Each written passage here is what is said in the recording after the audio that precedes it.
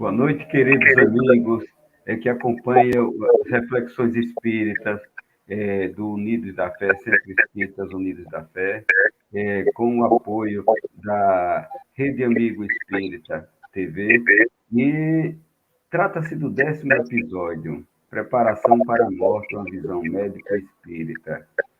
Gostaríamos, inicialmente, de rogar ao alto que nos acompanhe nessa empreitada, nos acompanhe sempre, nos dando e nos fornecendo a intuição e os eflúvios que vêm do alto, enviando seus mensageiros de luz, para que, nessa jornada, em busca dos ensinamentos que Jesus nos trouxe, esse amigo, irmão de todas as horas, e que dissera que quando 2 ou mais estivessem reunidos em seu nome, ele estaria. Sabemos, Mestre amado, da sua presença diante de nós, mas sabemos das nossas limitações e recorremos a Ti em todo momento para que, acompanhando e nos guiando, nós possamos caminhar de uma forma melhor. Então, nós queríamos, doutor Sérgio Tisse, do Rio de Janeiro, na verdade, ele é um gaúcho, mas com a alma de carioca. Sérgio, seu boa noite aos nossos amigos. Boa noite, Carlos Alberto, boa noite a todos. É uma alegria muito grande nós podermos conversar esta noite sobre uma temática interessante. E tenho o meu abraço a todos aqui do Rio de Janeiro. Eu costumo dizer que eu sou cariúcho. Portanto, uma mistura típica entre uma coisa e outra. Muito obrigado e muito boa noite a todos. Aqueles que não conhecem Sérgio, eu gostaria só de mostrar. Sérgio, ele nasceu em berço espírita, não é, Sérgio?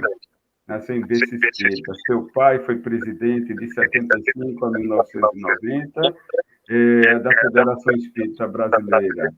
Formou-se em medicina em 77 e em física em 93, pela Universidade Federal do Rio de Janeiro. É especialista em física da matéria condensada, magnetismo e supercondutividade, e especialista em cardiologia pela Universidade Federal do Rio Grande do Sul. Também fundador da Sociedade Espírita Reencontro em Copacabana e do Grupo Espírita Francisco de Assis na Barra da Tijuca. Articulista e colaborador da revista Reformador, da FEB, palestrante, expositor, conferencista em vários estados brasileiros e no exterior. Nós vamos parar por aqui, né, Sérgio? Porque preparação para a morte, na verdade, é o que nós vamos esperar e, ao mesmo tempo, solicito que tragam, emitam suas perguntas, nos tragam. Queria, por exemplo, agradecer, Sérgio, a presença aqui de Antonieta, Luciana, Maria Soares, José de Faria, Inês, Tereza Conceição, enfim, todos que recebam o nosso abraço nesse momento que nós nos encontramos, refletindo, fazendo essas reflexões espíritas. Preparação para a morte é realmente algo extremamente importante. Por favor, Sérgio, com você a palavra. Bem, meus amigos. Uma primeira lembrança para nós é a ideia de que, graças ao Espiritismo, nós espíritas e no futuro o mundo inteiro saberá que a morte não existe. Ou existe, mas não é bem o que muitos pensam, não é? Então, nós lembramos que a Terra, no dizer de Emmanuel, no capítulo O Grande Educandário, no livro Roteiro, recorda para nós que somos 20 bilhões de humanos na Terra. Hoje nós seríamos aproximadamente 7,9 bilhões de encarnados e 12,1 bilhões de desencarnados. E eu lembro isto para que nós tenhamos uma noção cada vez mais nítida de que ora estamos na matéria, ora estamos no mundo espiritual, nós estamos trocando de cenário propriamente, né? De acordo com as circunstâncias, necessidades evolutivas, mas estamos internados na Terra. Somos, na verdade, o planeta que é um grande hospital. Não é o único, porque o universo divino é imenso, mas é o hospital onde nós estamos devidamente internados, buscando a nossa melhora no sentido da saúde física e da saúde do perispírito e da saúde mental. Então, nós temos duas crises fundamentais: a crise do renascimento e a crise da morte. Só para nós começarmos a refletir, não é? Há quem lembre para nós que a crise do renascimento, quando as crianças, os bebês, os neonatos chegam, né, para novos projetos reencarnatórios, é como que uma crise bem mais difícil do que aquela habitualmente de retorno ao mundo espiritual daqueles que, como nós agora, estamos na matéria. Então, essa é uma lembrança para nós, mas o mundo em geral não conhece isso tudo como nós, os espíritas, pelos conteúdos doutrinários, podemos conhecer, se estudamos a doutrina espírita. Outra ideia é a ideia de que existem inúmeras questões, não é? Por ocasião da desencarnação. Desencarnação é um retorno à pátria espiritual. E vocês, por exemplo, que estão acompanhando uma pandemia no mundo, há mais ou menos entre 1 ano e meio e 2 anos, né? Nós temos aí milhões e milhões de desencarnados por casos de Covid-19 grave, especialmente nos Estados Unidos, no Brasil em segundo lugar, e por aí vai, por exemplo, a Índia, a Rússia, e praticamente no mundo inteiro. Lembrando que essas pessoas, elas adoeceram da Covid e em 2, 3 semanas, a maioria delas, estas que desencarnaram, partiram do mundo material praticamente numa visão mais limitada, sem nenhum preparo.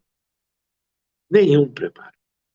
Nós sabemos que nada é por acaso, na verdade, e que muitos têm o merecimento de terem uma ideia pré-reencarnatória ou uma ideia durante o sono do que possa lhes ocorrer nos dias ou semanas subsequentes.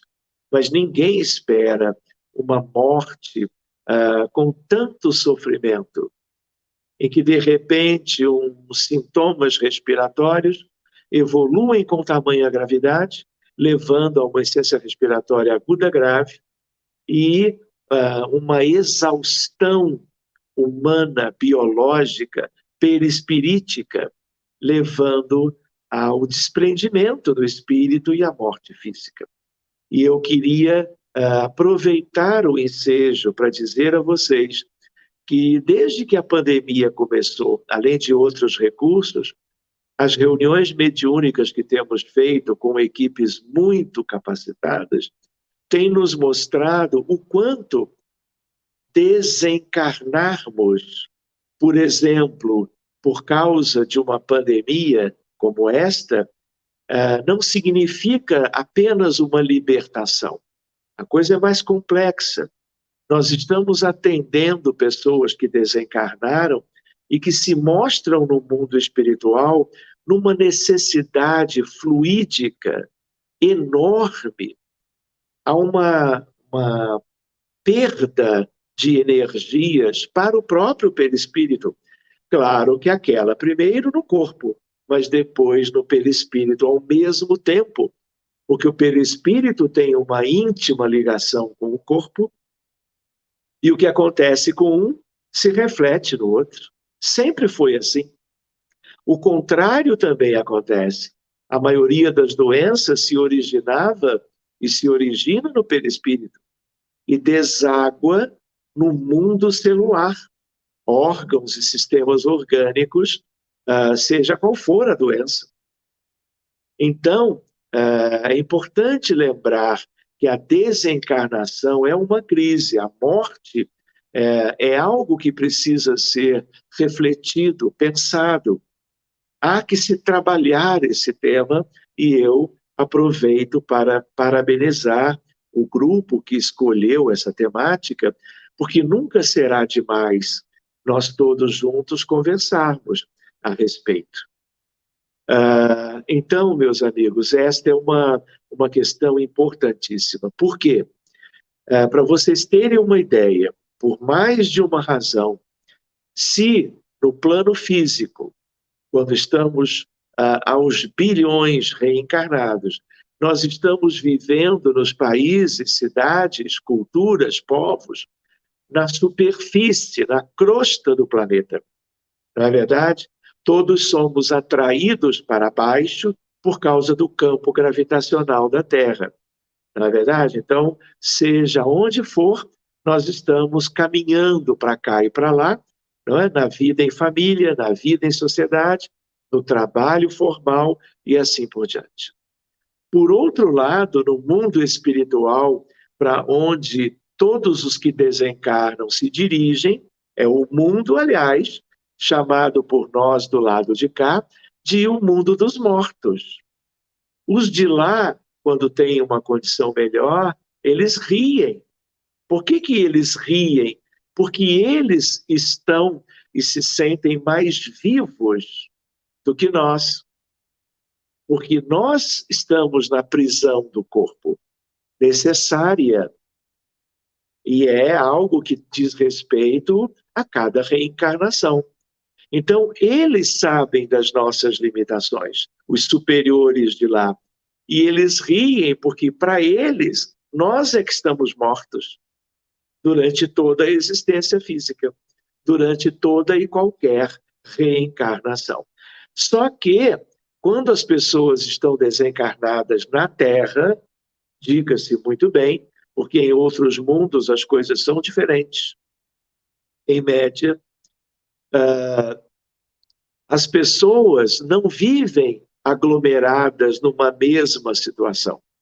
A vida dos desencarnados no planeta, ela se divide em esferas diferentes de vida. Existe um umbral médio no entorno da vida humana dos encarnados. As pessoas morrem e ficam em casa. Eu conheço idas em reuniões mediúnicas a hospitais para cuidar a equipe toda de doentes graves de terapia intensiva, para socorrê-los, para que a vida se mantenha e eles se recuperem. E às vezes nós chegamos lá, existem pilhas, vejam só, pilhas de desencarnados no mesmo leito da terapia intensiva, porque desencarnaram, não tiveram ciência, não tinham entendimento suficiente, não tinham forças psíquicas e físicas para saírem dali para um lugar melhor. Então, antes, às vezes, de atendermos o caso médico de terapia intensiva, de atendimento espiritual, nós temos que cuidar de todos que ficaram ali, de certo modo, indevidamente. Mas há que se prestar esse socorro, há que acolhê-los, há que resgatá-los dali e levá-los para instâncias ou esferas superiores. Então, há esse umbral médio. André Luiz, quando desencarnou na história em nosso lar, ele desce. O que é aquele lugar de aflição pantanoso em que ele era chamado de suicida involuntário? Ali é umbral, mas é um umbral inferior. Ninguém quer ir para lá, não é verdade? Qualquer um que conhecesse antes da morte estas coisas. Pois bem, nosso lar, que é uma colônia, uma cidade astral do próprio livro, não é? É um lugar que é como um desejo dos espíritas. Veneranda teve muito trabalho por causa do livro, não é? E por causa do filme, cujo título é Nosso Lar. Por quê? Porque os espíritas foram 2,5 milhões de exemplares da obra. Portanto, esse é o número de pessoas aproximado que fizeram a leitura. Fora o mesmo número dos que foram às salas de cinema para assistirem a película.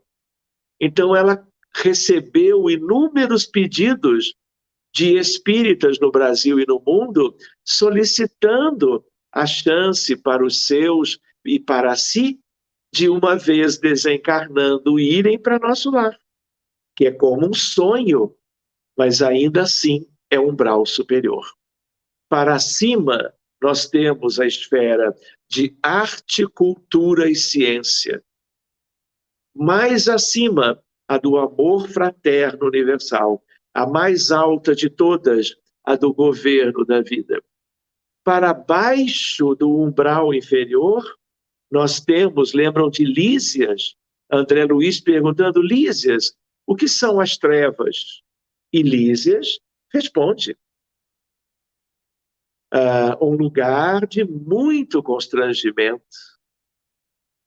Lembrando que ali há uma mistura de espíritos que se comprometeram muito perante as leis de Deus e estão ali vivendo as consequências, mas ao mesmo tempo, nessa região nós temos, vamos dizer, espíritos de malfeitores, perversos, espíritos tramando tudo contra a previsão da evolução espiritual da humanidade. E para baixo das regiões das trevas, nós temos as regiões abissais. E o que é mais curioso, os espíritas não conhecem direito isso. Autoconhecimento, além de nos conhecermos melhor a cada um de nós, também é conhecermos a casa planetária. Porque se a humanidade conhecesse esta condição, nós iríamos buscar soluções com muito mais motivações. No sentido qual não queremos nada disso lá de baixo, porque é uma vida de muito sofrimento, constrangimento, é como uma segunda morte. Se o nosso tema é preparação para a morte, também há essa ideia. Os ovoides, as ovoidizações, tudo isso significa a morte do corpo astral. E aí as pessoas perdem a forma humana. Então essa é uma reflexão. Não sei se hoje poderemos trabalhar melhor este tema, mas é algo para nós considerarmos, meus amigos. Então, preparação para a morte também é algo no sentido de conhecermos melhor a vida do outro lado, porque é inevitável a desencarnação. E todos nós queremos um processo desencarnatório sereno, confortável, mas não só. Nós necessitamos, queremos, desejaríamos de termos um lugar para vivermos a vida após a morte que seja um lugar básico de conforto. Porque há de tudo num planeta que é uma escola primária e, ao mesmo tempo, um grande hospital. E, portanto, bilhões de seres humanos doentes, necessitados, aflitos, ignorando as coisas mais simples e fundamentais da vida. Eu também lembro com os amigos que há muitas crenças monoteístas, politeístas, há muito desenvolvimento da ciência, tudo isso vem se aprimorando no cenário geral da vida humana. Mas ninguém tem o conhecimento que os espíritas têm, ou deveriam ter, se estudassem devidamente os conteúdos doutrinários. Allan Kardec, a codificação kardeciana. E estudassem André Luiz, Emmanuel, Humberto de Campos, pela obra deste médium incansável que é Francisco Cândido Xavier. Então, há uma ideia, por exemplo, que é importante para nós agora.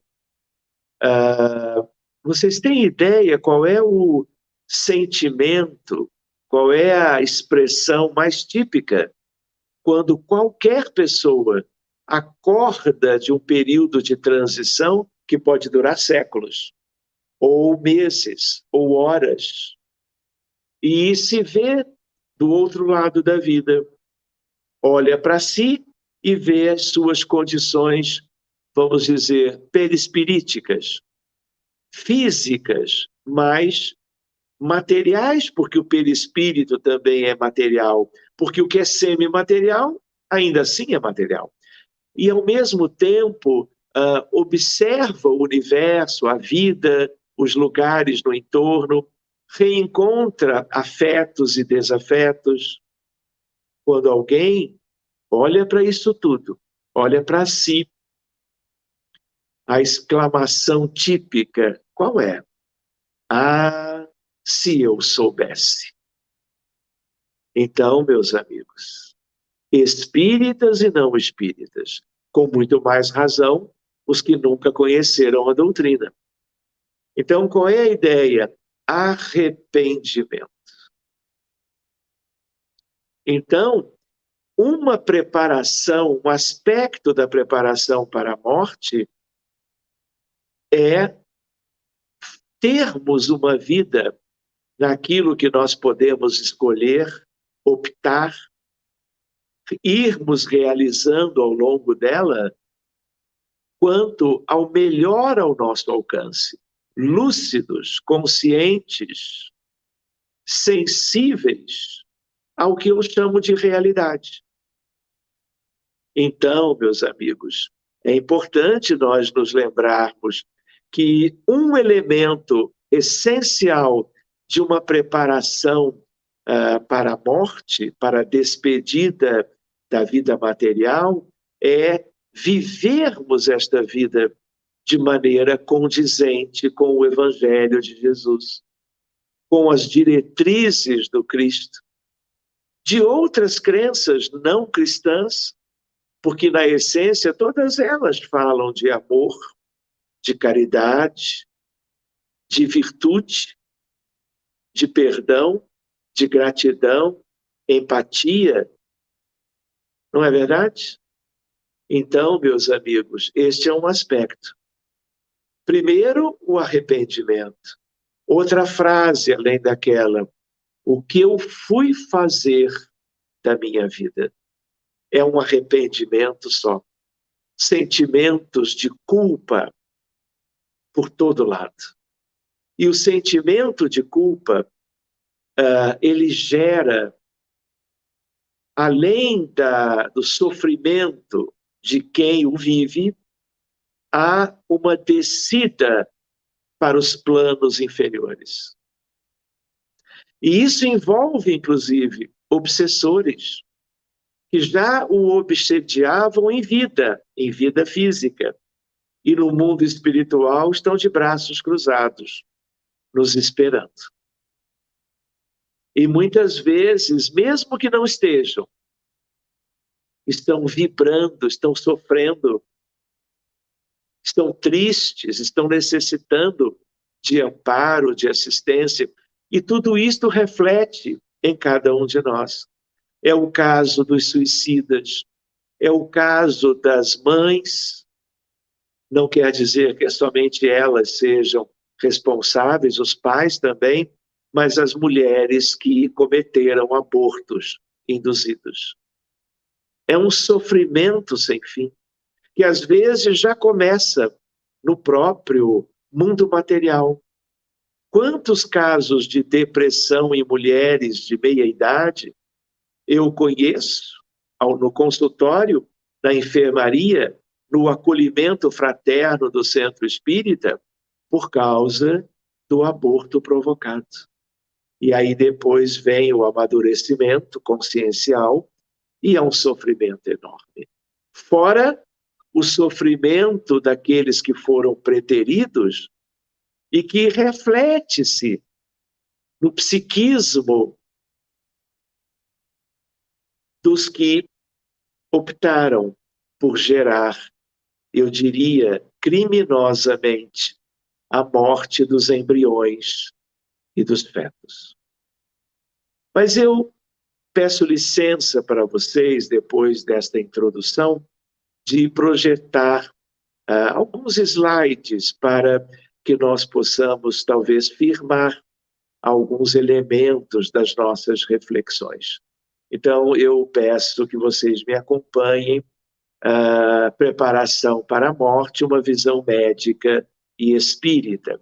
Então, qual é a ideia de morte? Então, há uma visão materialista de homem e de mundo, não é?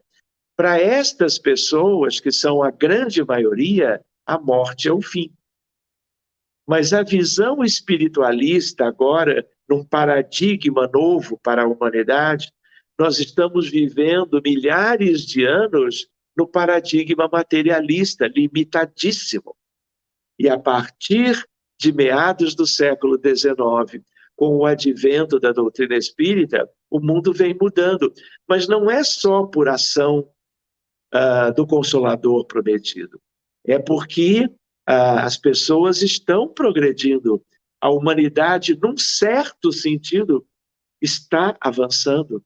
E aí o que acontece? A visão começa a mudar. Tudo vai mudando para melhor, a não ser certas questões extremamente delicadas e graves, que eu não vou comentar hoje. Mas a ideia de que o paradigma espiritualista, não é? A visão nova de homem e de mundo, a morte não é o fim. É apenas o retorno, eu diria, num certo sentido, à casa paterna.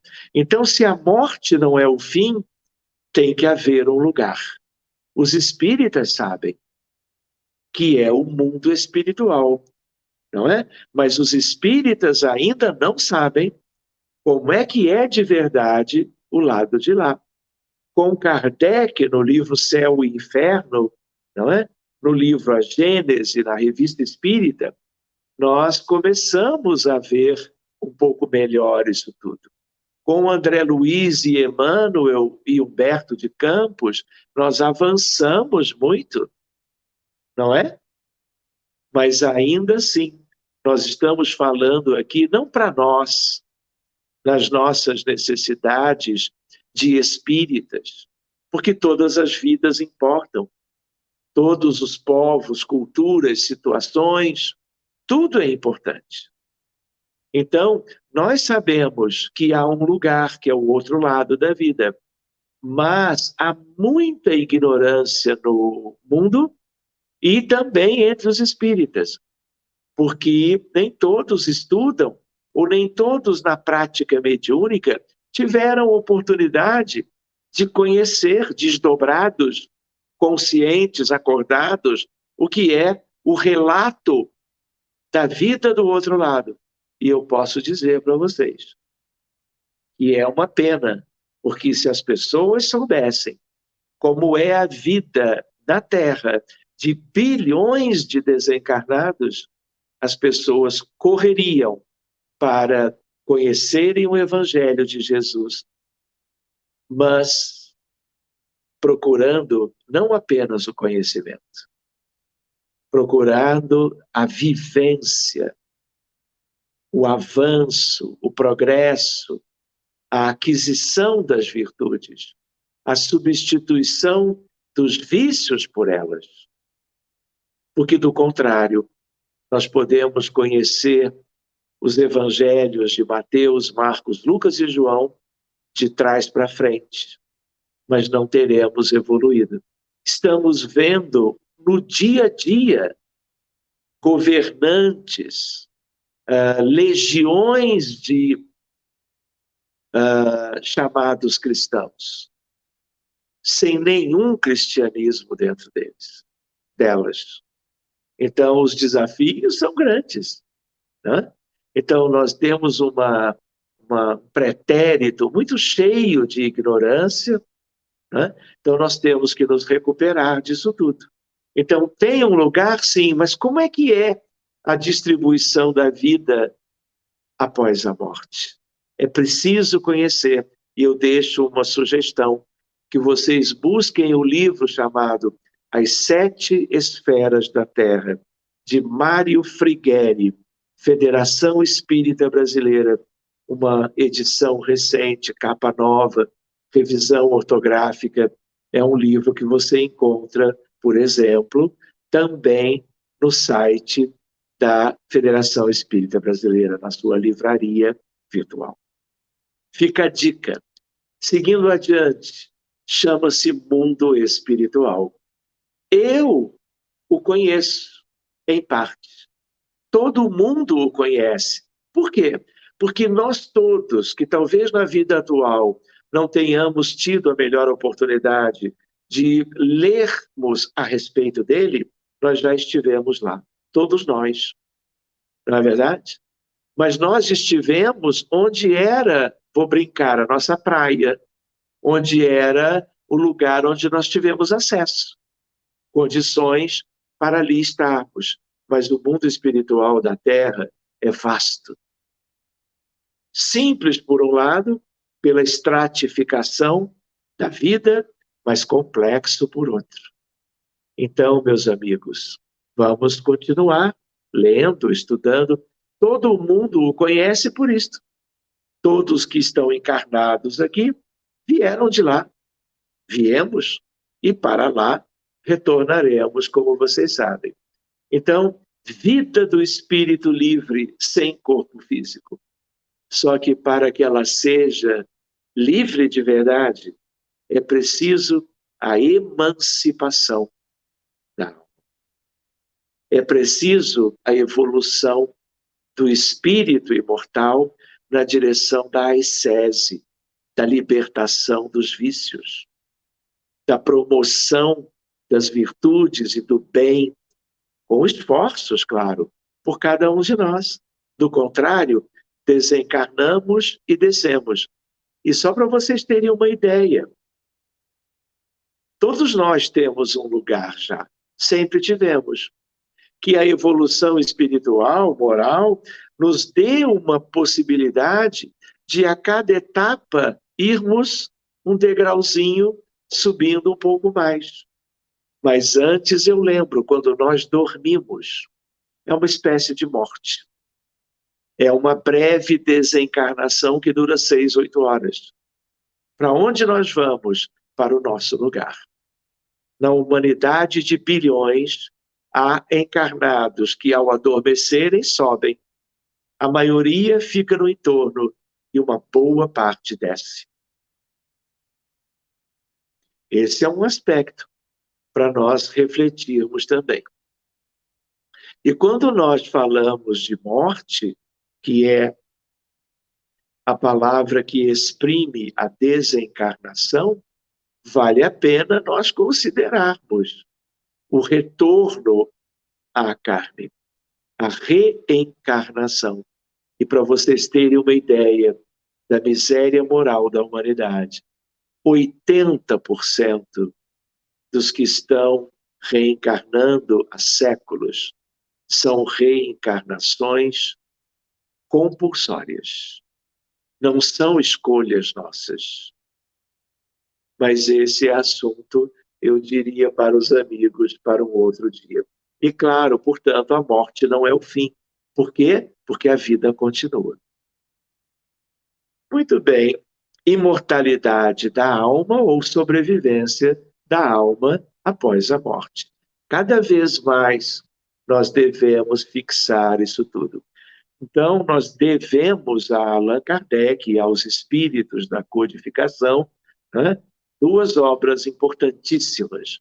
A primeira, 18 de abril de 1857, o Livro dos Espíritos, né, a obra fundamental, e O Céu e o Inferno, a princípio, 1º de março de 1865, 8 anos depois do primeiro. Seguindo adiante, a obra Nosso Lar.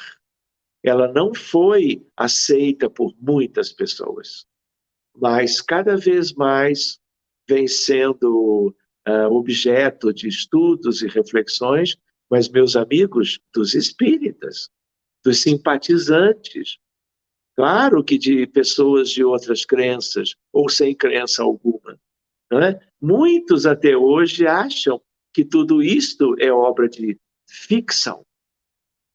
Na verdade, ela tem um pouco de ficção, porque os nomes, as circunstâncias foram trocadas, modificadas, para que tudo ficasse mais claro para nós.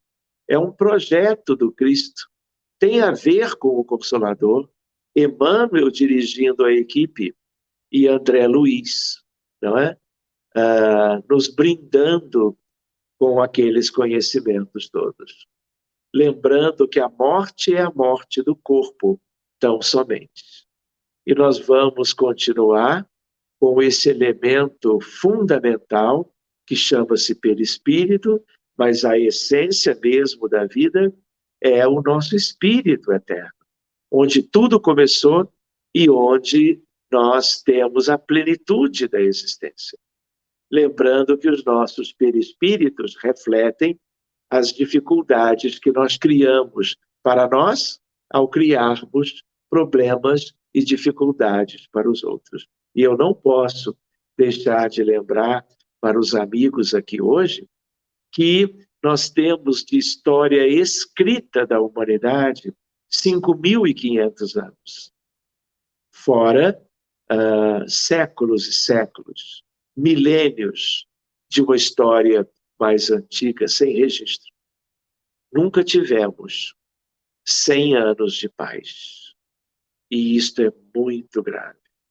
Porque, meus amigos, eu vou deixar uma reflexão com vocês.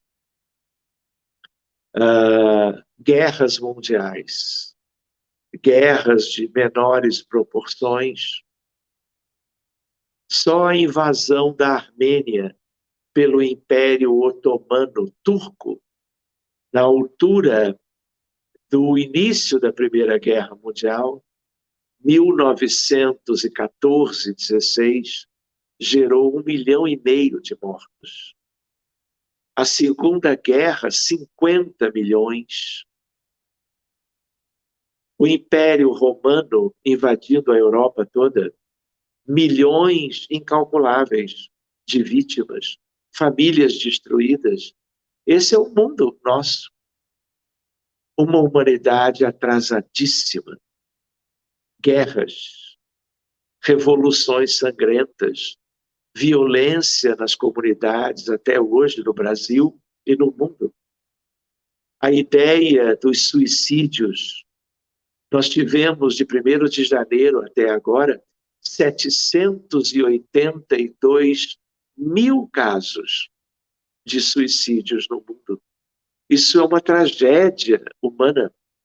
Mas do mesmo 1º de janeiro até hoje, nós tivemos 30 milhões de abortos provocados. Isso são crimes de morte. Atenuantes e agravantes. Mas tudo isto é altamente deletério e gerador dos mais sérios problemas da humanidade. Por isso que nós tivemos, por exemplo, a peste negra na Europa. Nós tivemos a gripe espanhola. Nós tivemos, agora, por exemplo, ebola, malária, doença de Chagas, zika, dengue, chikungunya, e agora, ainda acima, nós temos a pandemia pela Covid-19.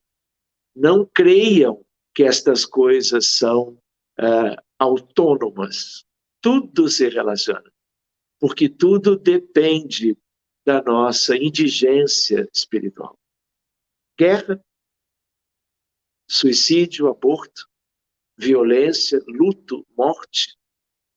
Então, isso cria uma psicosfera altamente escurecida, geradora, cogeradora de outros males. Por que a árvore do Evangelho, que começa, ela tem uma história, esse é um outro tema lindo para o futuro, mas por que houve o transplante dela da Europa a partir das questões de Kardec, que é a copa da árvore, a doutrina espírita, para o Brasil? Porque naquela época, meio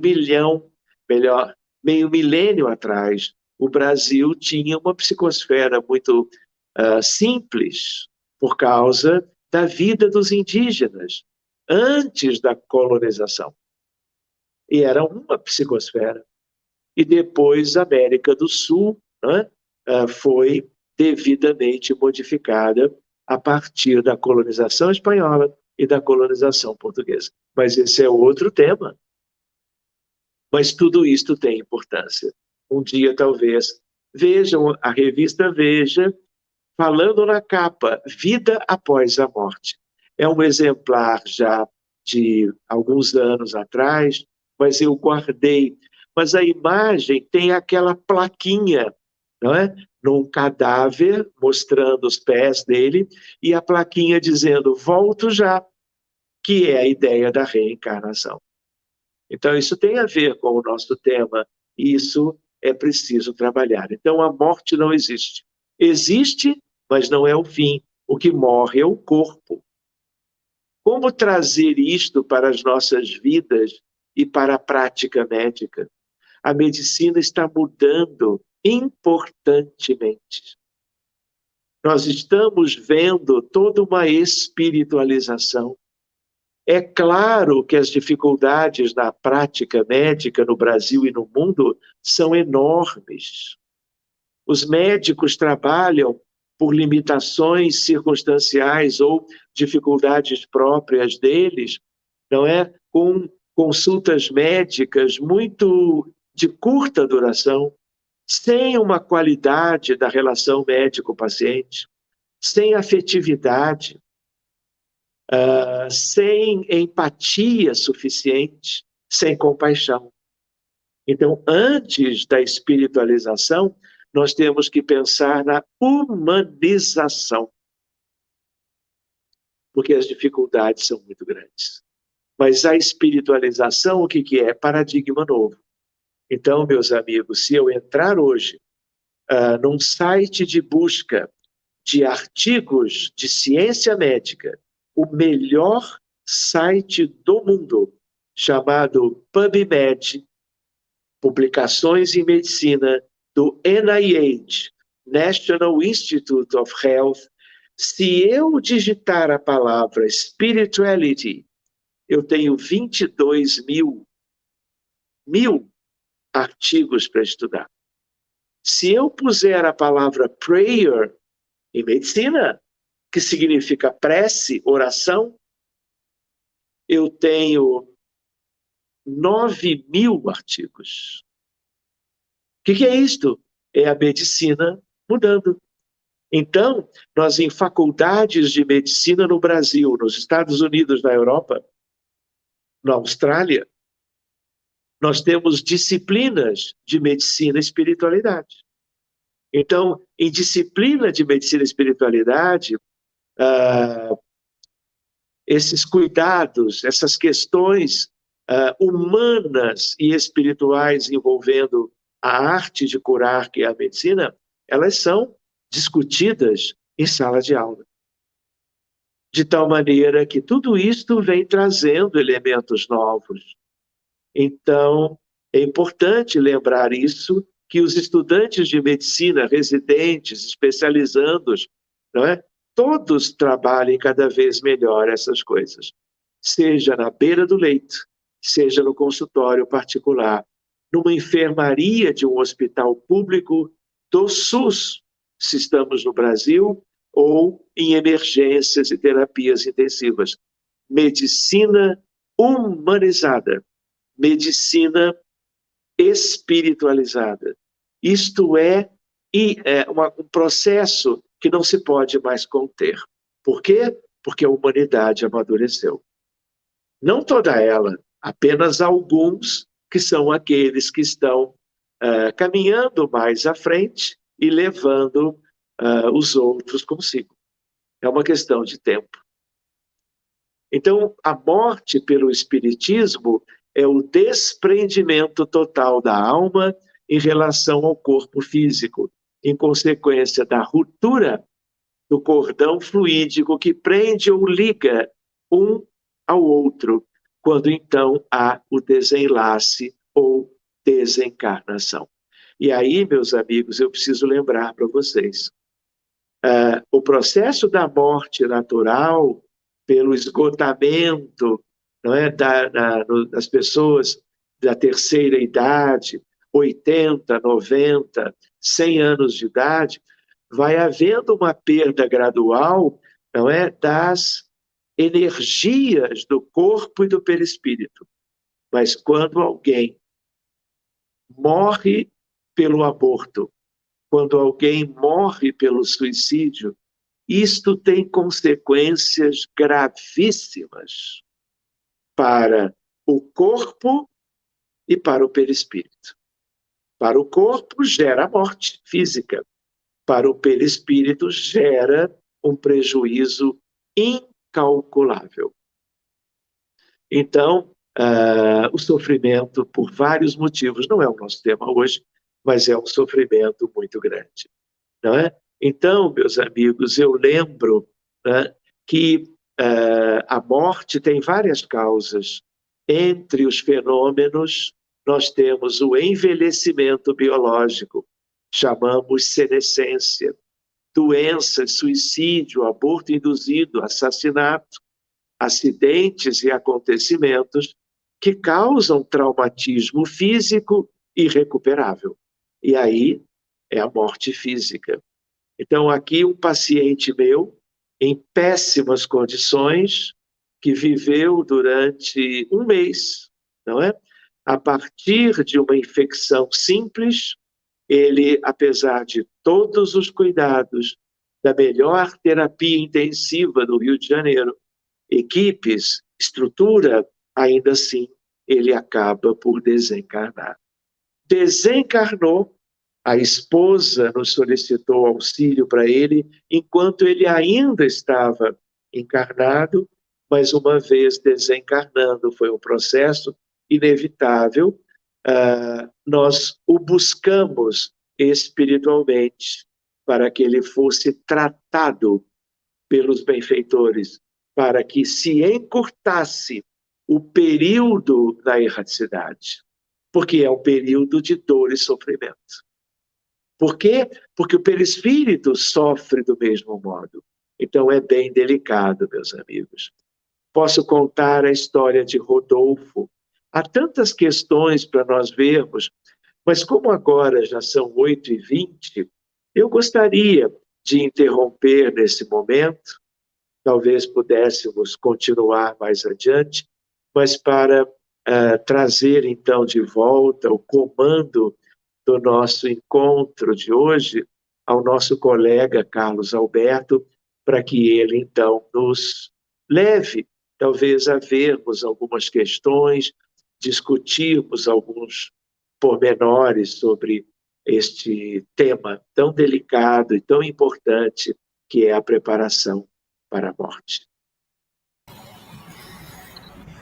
Obrigado, Sérgio, obrigado pela excelente apresentação, pelas reflexões que nos levam, por exemplo, a pensar, e é o objetivo, inclusive, do programa Reflexões Espíritas. Nós estamos no 10º episódio, é o último episódio dessa temporada, e ficamos muito felizes com a sua presença. Nós temos aqui, Sérgio, pessoas de todos os estados, praticamente, do país, inúmeros municípios, trazendo, inclusive, não somente os questionamentos, mas também os benefícios e como está participando, como está amando, como é dito aqui em muita ocasião. Nós temos algumas coisas que nós precisamos realmente rever e entender exatamente tudo aquilo que você já falou, que você já nos trouxe de forma extremamente significativa. Por quê? Porque a morte se trata exatamente de um grande desafio. E nós falamos da morte, de repente, do corpo, porque o homem nasce, cresce, amadurece, envelhece, morre. Mas isso é o corpo. O espírito foi colocado e a vida continua. Então, nós somos espíritos imortais, rumo que à plenitude. Portanto, nós não morremos.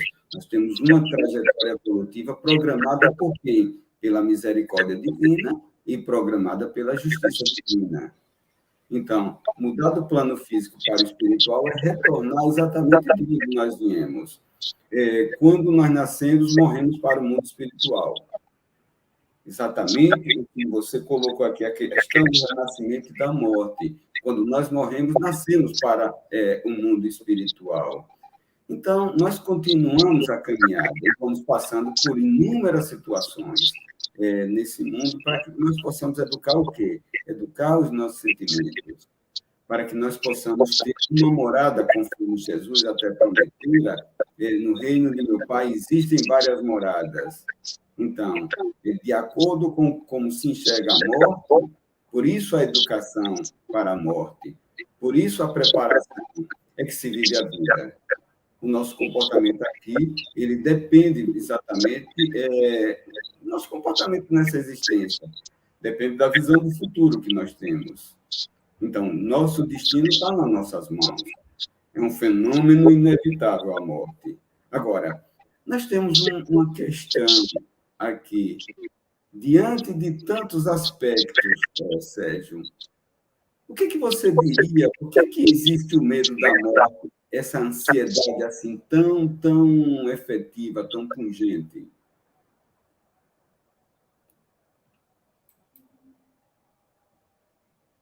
Eu ia falar um pouco sobre fenômenos de quase mortes,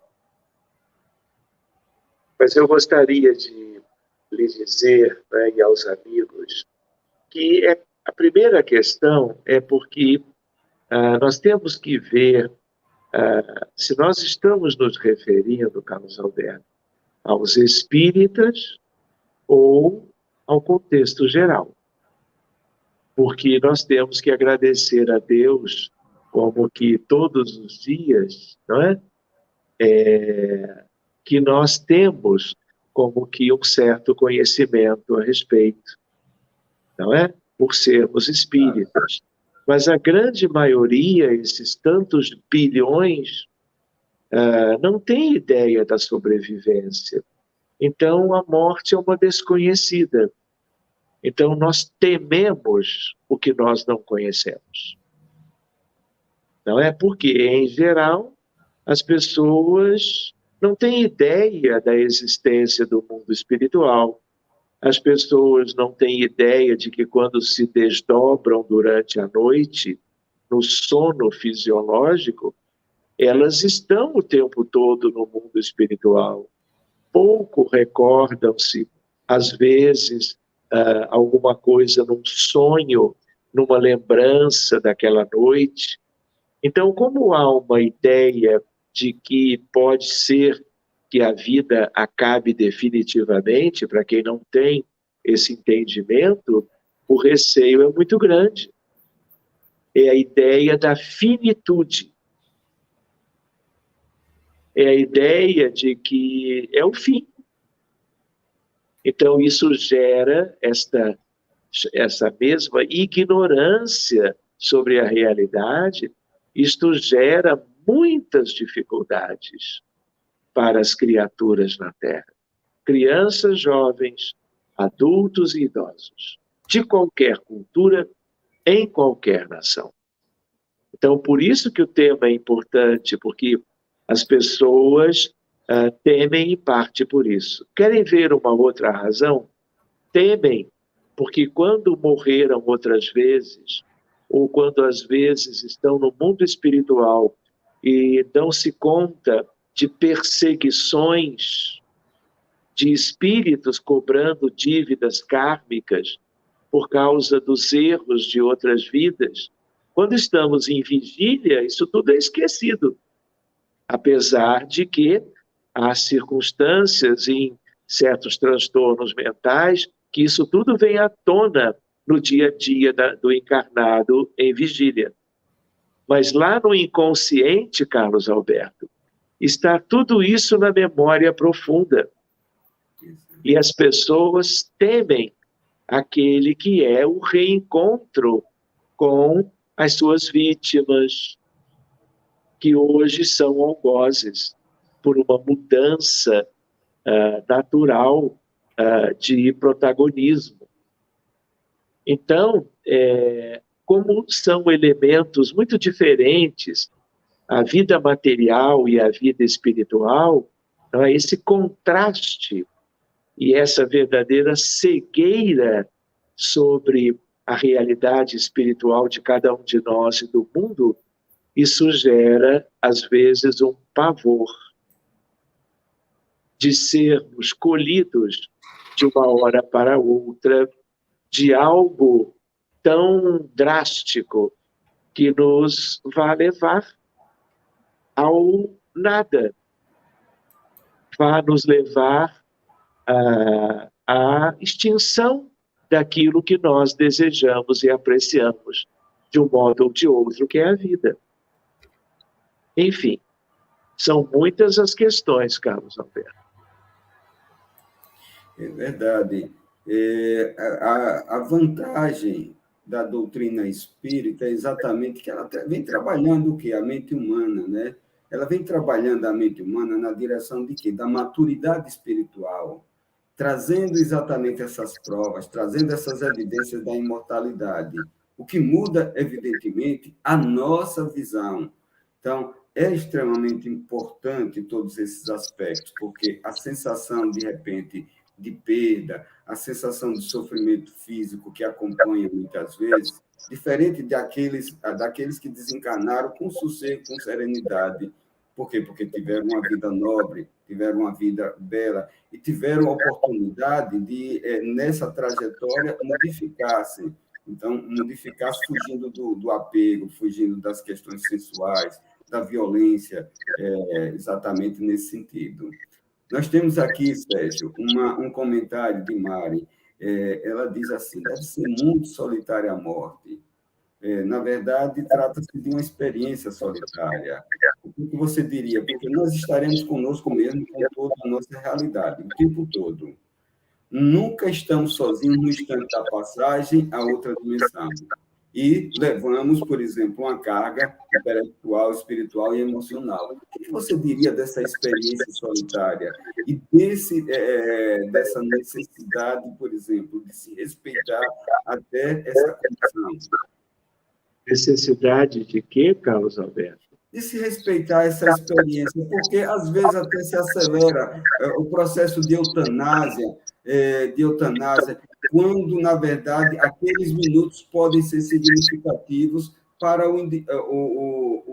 aquele espírito que está retornando ao mundo espiritual. Carlos Alberto, de modificação. Oi? Cada minuto, cada instante, não é? Da vida humana deve ser valorizado, respeitado. Então, aí nós teríamos questões para um outro programa, que é a ideia, não é? O que é distanásia, eutanásia, o que é a morte dentro daquilo que está na programação de verdade, daquele que é o principal interessado, que é o paciente, né? Que é a pessoa que está sofrendo, né? Então, aí há toda uma ciência chamada tanatologia, que é o estudo a respeito do que nós devemos buscar em medicina também, não é? Mas como familiares de pessoas que partem, o melhor no sentido de conforto, mas nunca acelerarmos esse processo. Nunca atropelarmos com as nossas decisões, não é? Aquilo que seria algo natural, que devesse fluir normalmente. Carlos Alberto e amigos, nós temos visto na pandemia verdadeiras tragédias por interesses econômicos, para que leitos sejam ou fossem liberados antecipadamente para dar ensejo a novas internações, sempre com a preocupação do lucro, o que é profundamente lamentável. Então, por isso, Carlos Alberto, que se hoje os médicos ainda não puderam ter tido antes a chance de verem esses estudos na universidade, nas suas faculdades de medicina, que o que nós estamos discutindo hoje sob as luzes da doutrina espírita, isso esteja sendo ventilado, concebido, ensinado aos colegas do futuro, para que ninguém seja capaz de fazer algo contra o seu próprio irmão, no afã de lucro ou de ganhar alguma coisa com aquilo, ou porque não tem paciência de estar cuidando por mais tempo com alguém que não reage, que tem um coma num grau acentuado, não é? Num Glasgow, que é um Glasgow muito baixo, que é uma forma de nós identificarmos os casos de comas mais ou menos importantes. Então, se você pensar bem, Carlos Alberto, nós temos muito que aprender sobre isto, porque a visão mecanicista, materialista, cartesiana, ela pode gerar tragédias humanas, individuais e coletivas. Por quê? Porque o ser humano convencional, no corpo físico, a nossa alma, o nosso espírito, se ele não tem a doutrina espírita, ele é cego. E como cego, tateia nas trevas. E quem tateia nas trevas, sofre e faz sofrer. Sérgio, eu vou aproveitar essa oportunidade que você tocou exatamente no aspecto de coma. O que significa o paciente em coma para os entes queridos e o que significa para a espiritualidade, o que significa em especial para essa experiência que ele está vivendo nesse momento de coma? O que você nos diria? Varia enormemente. Como nós dizemos em medicina, e você sabe, cada caso é um caso, não é? Então, cada um tem a sua história pregressa, multimilenar, cada um traz do passado as suas dificuldades e necessidades humanas, espirituais. Muita gente que está em coma está tendo a oportunidade de, longe do corpo, estar sendo assistido por benfeitores espirituais, às vezes até em determinadas decisões quanto ao futuro da encarnação ou ao futuro numa desencarnação logo a seguir. Existem aqueles que estão em coma por um problema de um coma induzido ou de um coma por um traumatismo crânioencefálico ou uma hemorragia cerebral, porque não podem voltar para o corpo e não voltarão e poderão ter uma vida chamada de vegetativa não é? Mas eu tenho estudos que mostram que essas pessoas reagem a perguntas formuladas no pé do ouvido e que a ressonância nuclear magnética funcional mostra que eles estão dizendo sim ou não. Então, nós temos que estudar muito, temos que lembrar que, enquanto a vida biológica permitir o coração batendo, o cérebro com função vital mínima, sem morte cerebral, portanto, sem preencher os critérios de morte cerebral, nós devemos cuidar como se fossem nossos irmãos mais queridos. Porque eles estão do outro lado, às vezes, ou na maioria das vezes, em condições precárias, e eu diria que toda fraternidade, toda amorosidade, todos os recursos morais de melhor nível, nós, profissionais de saúde, devemos colocar em ação. De resto, chama-se omissão, indiferença, e isso tem seu preço. É verdade. Uma experiência, Sérgio, muito interessante. Eu sei que não cabe aqui, mas é muito importante para o indivíduo em coma, para o espírito em coma, é muito importante ele saber ser amado, saber ser querido, saber ser respeitado. Eu tenho uma experiência pessoal, inclusive com o meu irmão que voltou à pátria espiritual. E as vésperas, na verdade, os dias que ele permaneceu em coma, nós conversávamos. Interessante é que ele chorava nessa conversa que nós tínhamos, por exemplo, naquele momento. Mesmo em coma, então ele respondia com a lágrima descendo, uma conversa de respeito, de amor, de afetividade. Então, é muito interessante esse aspecto. Aqui tem uns questionamentos. De Nora Amício, ela traz assim: o espírito que desencarna doente reestrutura-se no mundo espiritual ou precisa de uma nova reencarnação? Me desculpe, eu não entendi o início da frase.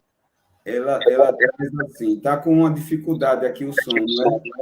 O espírito que desencarna doente reestrutura-se no mundo espiritual ou precisa de nova encarnação? Excelente pergunta. A grande maioria se recompõe havendo condições de merecimento, às vezes de imediato, às vezes anos depois ou séculos. Mas existem aqueles que deixaram tantas coisas pendentes do ponto de vista evolucionário que se refletem no perispírito e que necessitarão de corpos novos, gerados pelos seus pais, oportunidades reencarnatórias para que o bem-estar biológico tenha um efeito positivo para o bem-estar perispiritual. Então, de novo, cada situação é individual e há casos, tanto num sentido como no outro. E é natural que seja assim. É verdade. Você já respondeu com isso, Sérgio, a um questionamento aqui do nosso amigo Fabiano Ferreira Cardenas, que ele perguntava se existe encarnação imediata após o desencarne. E nós temos um amigo, o Daniel Rosa, sempre participativo, e nós gostaríamos de enviar um abraço. Ele traz o seguinte questionamento: conceber a vida terrena, vivendo com arraigamento do que é e encastelando-se no espírito de glorificação, no seu patrimônio que não levará, é um obstáculo ao desencarne tranquilo e pleno de consciência?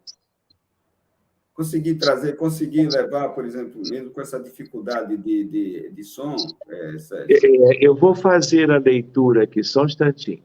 Por favor.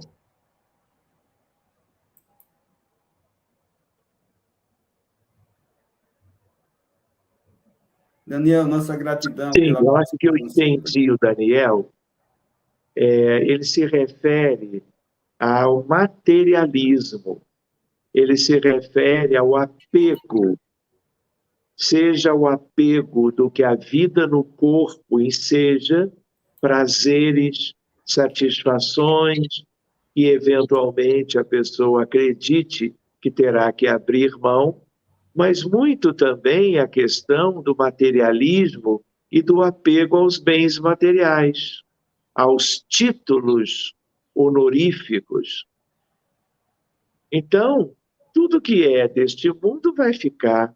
Então, se eu não tenho ideia da vida futura e de como ela é nos seus moldes mais simples, eu posso me apegar tanto que eu fico, mesmo já tendo chegado a hora de partir, eu fico com unhas e dentes querendo me manter atrelado àquele corpo. E isto pode ser, ao menos em alguns casos, um motivo de dificuldades e retardo no processo de libertação, de volta ao mundo espiritual. Então, nós precisamos lembrar, não é, do quanto os bens materiais, as ambições pessoais, e vejam, meus amigos, que mundo é esse, não é? O que existe na Terra, o que existe no Brasil, a busca por isto, por aquilo, todo um apego de dirigentes, de governantes, a questão da corrupção, a questão de um verdadeiro vício em busca de bens e propriedades, contas bancárias cada vez mais repletas de recursos.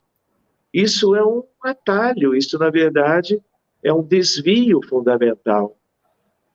De onde? Do materialismo, da ignorância nossa sobre o verdadeiro sentido da vida.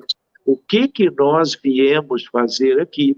Por que saímos do mundo espiritual de novo para ficarmos um punhado de décadas aqui, para depois voltarmos? E aí vamos ver o que adiantou ter combatido por isto ou por aquilo, e se geramos para nós mesmos o maior desencanto logo a seguir. Enfim. Muito bem, Sérgio. Grato. O que você diria se suprimíssemos a morte? É uma coisa que nós não podemos, mas se suprimíssemos a morte? Como assim? É um questionamento que foi feito durante muito tempo, na verdade. Se nós suprimíssemos a morte, nós não, se suprimíssemos a morte, se ela não existisse, na verdade, nós teríamos que fazer tudo no plano material, no plano físico. Teríamos que viver séculos e milênios em busca da evolução moral, espiritual, só que mergulhados eternamente num corpo biológico que teria a duração da eternidade. Só que Deus é um Pai de amor, Ele não nos quer ver na clausura do corpo, a não ser de tempos em tempos, a não ser por décadas que tenham a ver com a nova programação reencarnatória. Porque Ele que criou o mundo espiritual, e Ele sabe, e nós haveremos de saber mais cedo ou mais tarde, que a nossa verdadeira vida, ela é para ser vivida no outro lado. Não nos iludamos. Quero também lembrar que um dia deixaremos de viver no mundo material. Querem ter uma outra ideia? Existem mundos onde nunca houve encarnação e reencarnações. Espíritos que evoluíram sem essa necessidade. Mas esse é outro tema. Esse é um estudo para uma outra ocasião. Sérgio, eu vou ler aqui, Lúcia Medeiros, ela traz uma colocação que, na verdade, eu vou fazer essa leitura por não poder fazer a leitura de todos que estão trazendo na mesma sintonia, na mesma situação. Boa noite, doutor Sérgio. A sua contribuição para a doutrina espírita é de grande relevância para a área da mediunidade.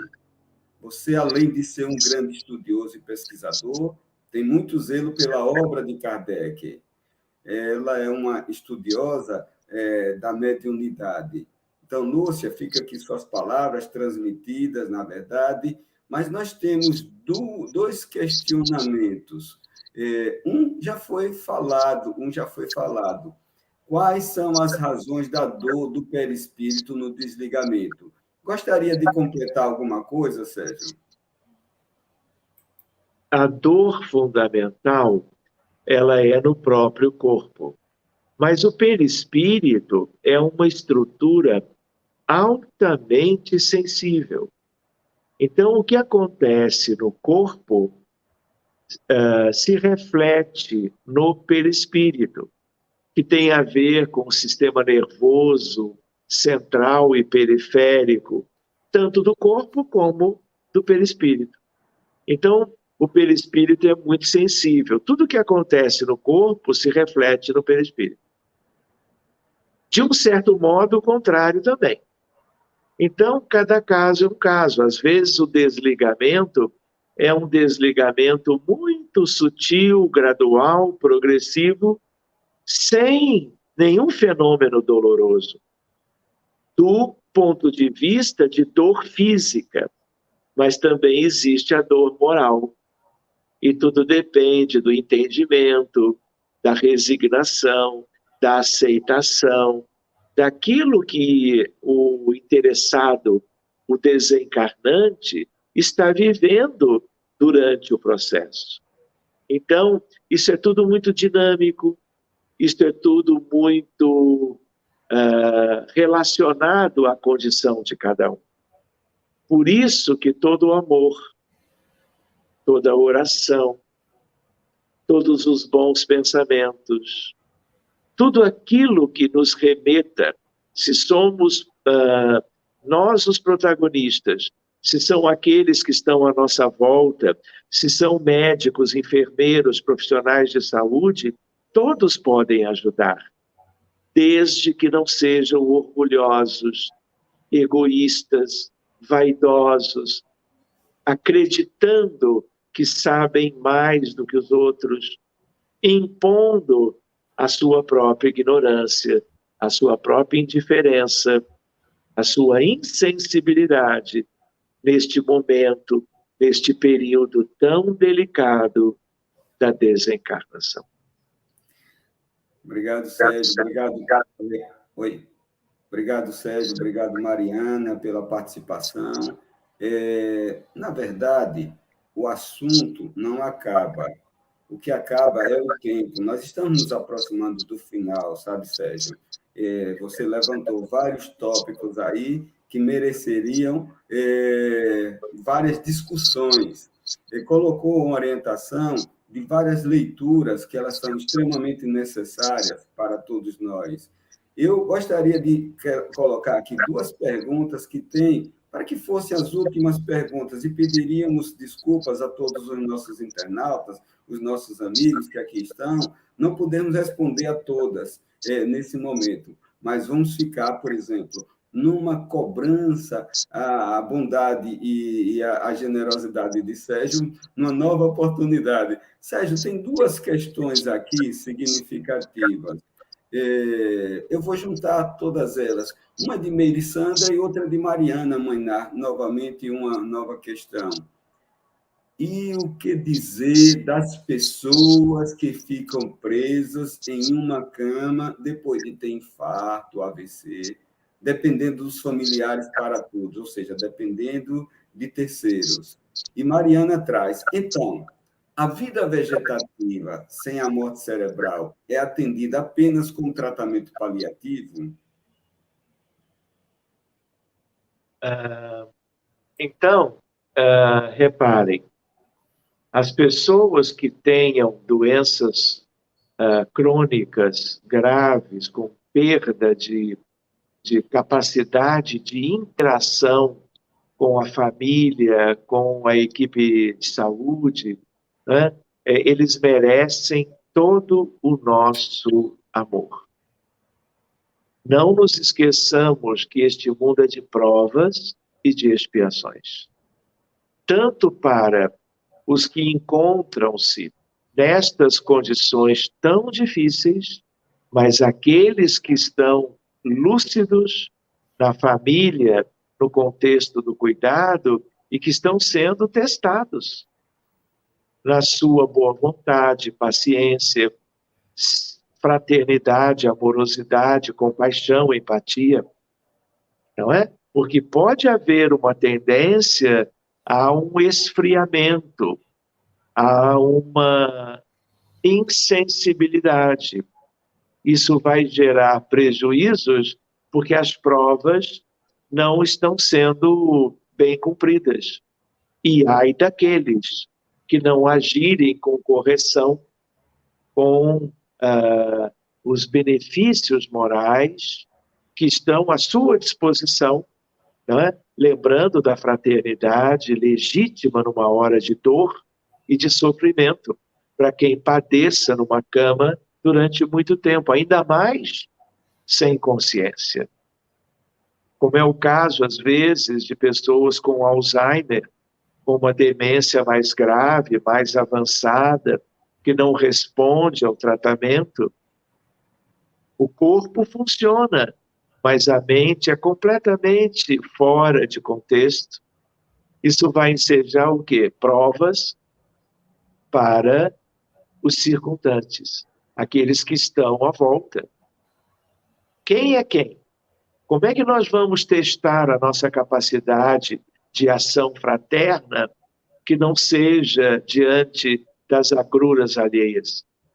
É aí que nós vamos mostrar a que viemos, quem somos, e não quando estivermos fazendo uma viagem de turismo numa cidade bonita qualquer, não é? Então, esta é uma questão. E a outra questão é que vida vegetativa, ainda assim, é vida. E tudo que é vida deve ser bem cuidado, bem preservado, respeitado sempre, em favor daquele que um dia poderá nos agradecer, ou poderá nos indicar o quanto insensíveis nós fomos para com eles. Então, meus amigos, vamos cuidando disso tudo. Lembrando que, às vezes, a nossa morte, ela é consequência de como vivemos as vidas, todas, especialmente a última, mas não só. Então, reflitamos, oremos, estudemos a doutrina espírita, partilhemos os seus conteúdos com todos que o desejarem. Façamos sugestões de leitura para que as pessoas compreendam que o mundo espiritual existe. Como a leitura de Nosso Lar, a leitura de Memórias de um Suicida, de Dona Ivone e Camilo Cândido Botelho.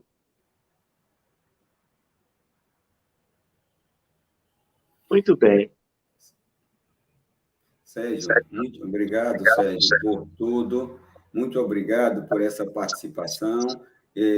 Nós gostaríamos, na verdade, de agradecer a sua generosidade e agradecer a presença do público que aqui se encontra, porque sem ele não teria motivo das reflexões espíritas, não teria nenhuma motivação para dar continuidade a esse trabalho de divulgação. Nesse momento, inclusive, que nós nos aproximamos virtualmente, mas que tem sido extremamente importante essa entrada no nosso lar. Então, Reflexões Espíritas, esse último episódio, a nossa gratidão eterna e imensa, como a gratidão ao Unidos da Fé, à Rádio Amigo Espírita, à TV7, em especial ao nosso amigo Chico Leite, que está trabalhando, e é o criador, na verdade, está trabalhando intensamente, ao nosso amigo Aparecido, por estar à frente de tão grandioso projeto, e, ao mesmo tempo, dos queridos amigos da TV7 que apoiam todo esse aspecto. Sérgio, suas palavras de despedida para esse público que lhe venera, na verdade, por tudo que você tem, pela contribuição e pelo trabalho que vem exercendo ao longo dos anos com essa medicina da alma em ampliação, na verdade. Sérgio, obrigado por tudo. Suas últimas considerações. Muito bem, meus amigos. Eu queria agradecer ao Carlos Alberto, aos amigos que estão na retaguarda, trabalhando, não é? Pela oportunidade de hoje. Quero deixar o meu abraço a todos e o convite para que continuemos estudando esses temas e nos preparando melhor com eles para a vida futura, que desejamos seja a mais feliz, a mais próspera para cada um de vocês e, por assim dizer, para o mundo todo. Uma linda noite para vocês todos, um abraço carinhoso e um até breve, num novo tema ou na continuação deste. Tudo de bom para vocês, cuidem-se bem, vacinem-se, usem máscaras, cuidem-se de todo modo para que nós vençamos esses desafios atuais. Muito obrigado por tudo, mais uma vez, e até lá. Sérgio, muito obrigado por tudo e grato a todos vocês que aqui estão conosco. Um até breve e um grande abraço fraterno e um grande abraço para todos nós. Boa noite.